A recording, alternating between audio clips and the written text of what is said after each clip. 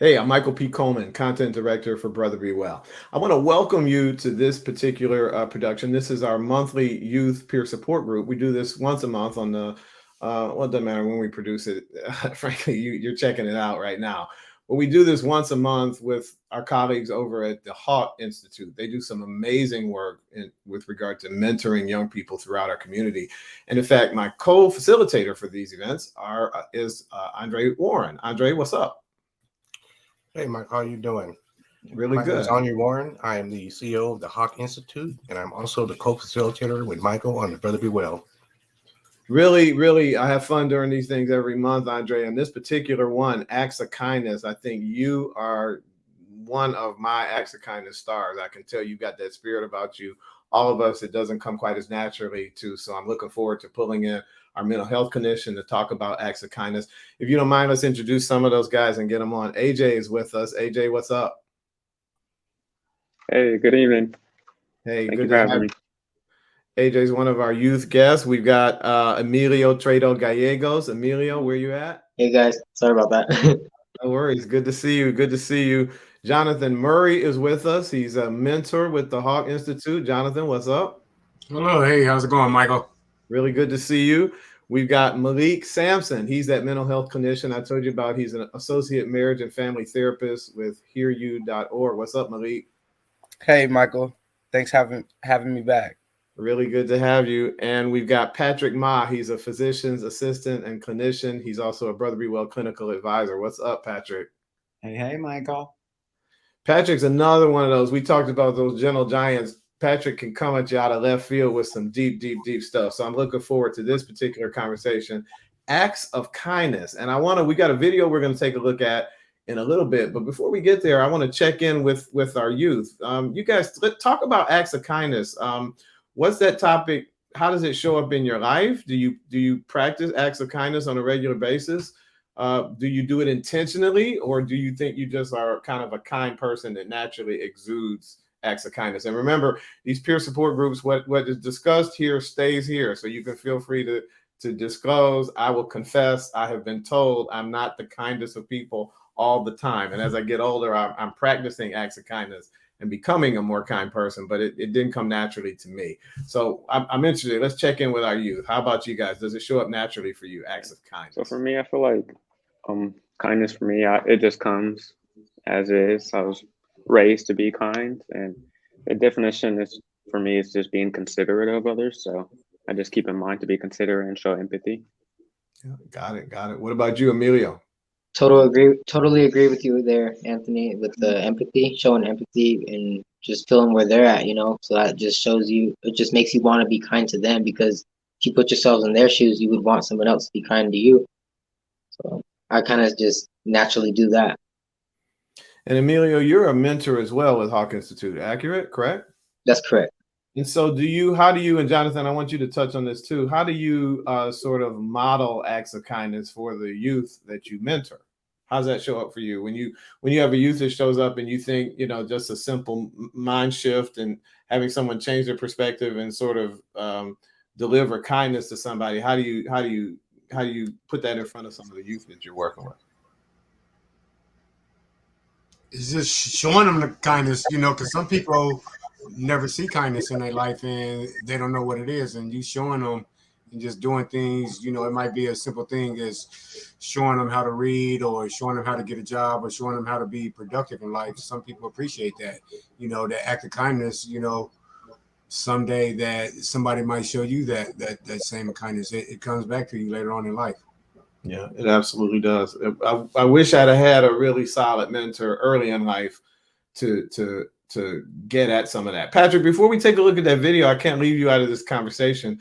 Patrick Ma lived a life where he wasn't the recipient. I don't think, Patrick, if I'm wrong, correct me, but I don't think early in life you were the recipient of very many acts of kindness, so that you've turned into this person that delivers acts of kindness as a testament to the human spirit, I think. Talk about how acts of kindness show up for you. Thanks, Michael, for that question and for the kind introduction. I like to think that I'm a kind person, but as I get older, I realize more and more that kindness for me, at least personally, is a constant and conscious effort. We all have a million things to do, and for personally, for me, I've been through many, many crises, and when you're in a crisis, it's really hard to be kind to other people because you're in survival mode. So you do what you need to do in order to get through the crisis that you are in. So I constantly have to remind myself that I can still be in a crisis and in a survival mode and still be kind to others. May not be extending my resources the way that I would normally do, but perhaps just a smile or ask how people are doing, and doesn't have to be mean spirit in the moment when something is so stressful to me personally. It's surprising to me that when you exude that kindness, it sometimes comes back to you right away. You can see a facial expression change. You can see someone's spirit kind of be lifted a little bit when you show that act of kindness. So there's a lot in it in the moment. We'll get at that in a second with Malik, our mental health professional. Let's take a look at a very quick video. This is Carter Todd. He's the president of the Capital City Black Nurses Association, a registered nurse. He's another of our partners at Brother Be Well. And he's done a quick video, 2 or 3 minutes, and he talks about acts of kindness. So take a look at this, and we'll be right back.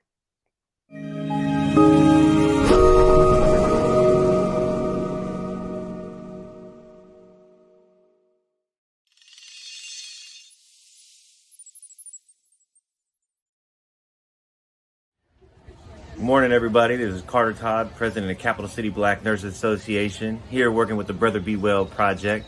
I'm here to talk about acts of kindness. What are you going to do to help somebody, to help your community, to help your fellow brother and sister? It's not something that we snap on the phone. It's not something that we need any accolades for, any recognition. It's everything that you do. It's holding the door open for somebody. It's letting that person go in traffic and not buying into the road rage. It's talking to the person behind you at the grocery store. A random act of kindness.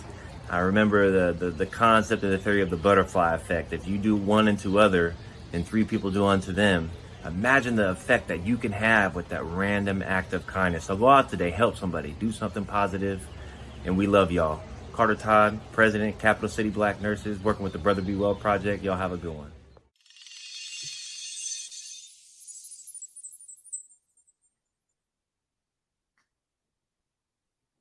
Y'all got 2 or 3 minutes of Carter Todd. He, over the last year and a half, has become a good friend of mine. That spirit just kind of comes through in that video. But I want to open this up a little bit. Some of what he said, so much of what he said in those 2 or 3 minutes really resonated with me. He said acts of kindness aren't something that you have to snap on a phone.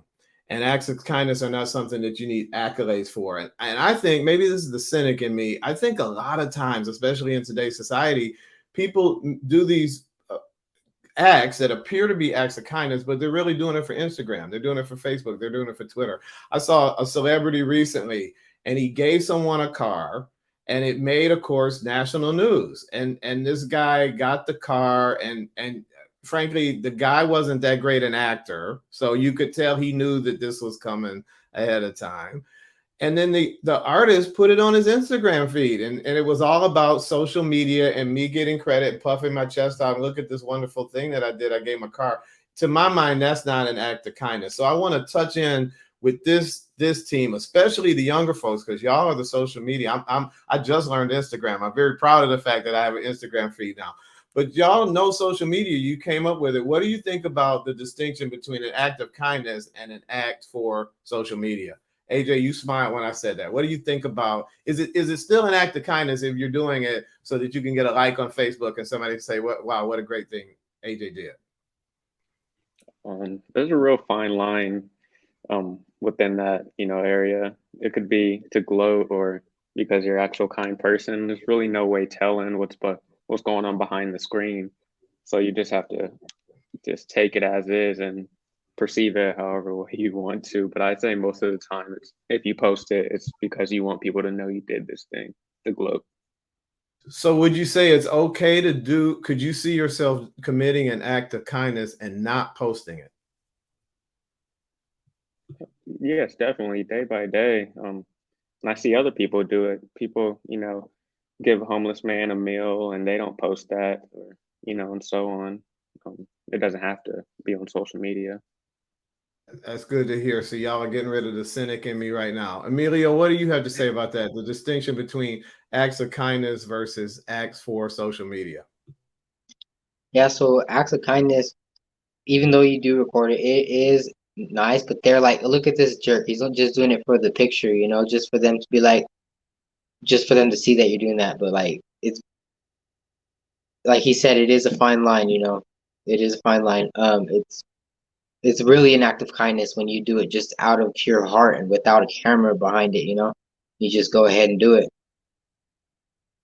I appreciate that. Any of the and Malik, hang tight because I'm gonna get into some of these mental health aspects in just a second. What are the slightly older gentlemen have to say today about the act of kindness versus, it really, I have to say, it takes the I'm not gonna call the celebrity out right here, but he's a man of color, so that kind of hurt me too. Here's this man of color, and he did this thing that it was, when I read the headline, it was great.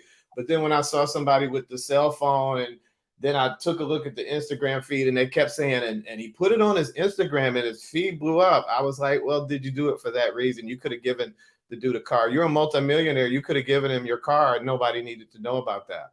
So let me check in with the slightly older, more jaded members of this panel, and look at Patrick leaning away from me. Like, Maybe you go for it, Patrick. What do you have to say about that, Patrick? All right. So, all of us, the act of kindness we can do today is follow Michael page to his small follower. Heyo! Joking aside, I love Michael. I think, as I mentioned earlier, for me, doing an act of kindness requires conscious effort. And it truly is the fact. When you, like Carter was mentioning, you letting someone in on a freeway, or, you at an intersection and someone needs to go in front of you, you have to make that conscious effort and have to think about it. Should I let this person in? I'm in a hurry too, but he's been waiting for a while. Maybe I should let him go. Or, you're standing in line and there's an old lady behind you. Like, you have to make that effort. Like, can I just pretend not that I didn't see her? Or, respect your elder and let you go in front of me. It take me a couple more minutes. In the same breath, with that conscious effort to do an act of kindness or to be selfish and serve yourself, the person who do an act of kindness also have a choice and a conscious effort. Should I post it on social media so people know that I did this, or should I just do it for the love of giving? So that's what I thought about it. And we should follow Michael, though, seriously. He probably doesn't have many followers. And as you can see, Patrick he's the little brother that I never had, and today I wish I didn't have. So that's the dynamic between me and Patrick. Love him to death, but come on, Patrick. I got tons of followers, but the important thing is I don't care how many followers I have, because I don't do something for followers. I don't do things so that people like it. I think Facebook, frankly, has co-opted the term friend. So I don't think of Facebook connections as friends. I have friends that get all bent out of shape when they're unfriended. How could someone unfriend me? And I always go, they weren't your friend to begin with, probably. The fact that they don't want to read all the minutia of your day on Facebook doesn't mean they don't care about you, but it's just whatever they're posting isn't of interest. So I don't get wrapped up in the number of Twitter followers I have. I really couldn't care less about any of that. And when I do something for someone, I really do it because I want to do it. I talked about the guy who gave the car away. There was another case last holiday season. These stories tend to make the media during the holidays. There was a guy who was walking to work. His car had broken down. I forget where he worked. And he walked to work like 2 or 3 miles every day. And he worked the afternoon shift. He got off at 11 o'clock at night, and he had to walk home. So he's walking home in this not great neighborhood. And he had done it for a month or two before his boss found out what he was doing. And then he was showing up the next day, walking, to and fro every day. The boss bought him a car. No, I take it back. The police pulled him over, and the police officer gave him a ride. When he told the police officer what the deal was, the police officer took up a collection or did a GoFundMe page or whatever, and they bought him a car. Well, the person who received the car put that up on social media. The cop never would have done it. He when they talked to him, he said, I did it because here you had this guy walking through this dangerous neighborhood and his car broke down and he couldn't afford to get it fixed. But you could see he didn't want any of that attention for himself. The person felt so grateful. He went on his social media and said, this is the wonderful thing that just happened to me. And I think that's a whole different thing than someone who's recording an act of kindness as they're doing it to post on social media.